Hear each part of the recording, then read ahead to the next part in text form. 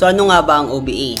Alam ko right now, curious ka kung paano ba makapagsimula or kumita dito sa OBA. Hi guys, my name is Anthony, one of the admin dito sa OBA. Ano ba ang OBA? Ang OBA, isa po siyang academy na nagtuturo po sa lahat ng gustong matutong kumita gamit ang cellphone nila.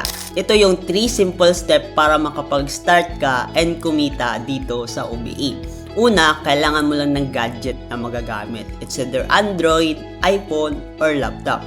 Pangalawa, kailangan mo lang dito ng internet connection since this is purely online. And lastly, kailangan mo lang tinatawag namin na user ID. So ano ba yung user ID?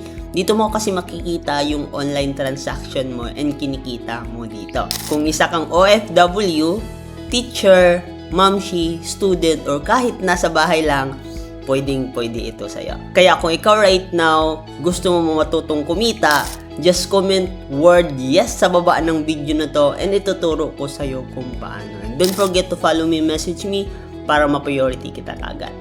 See ya!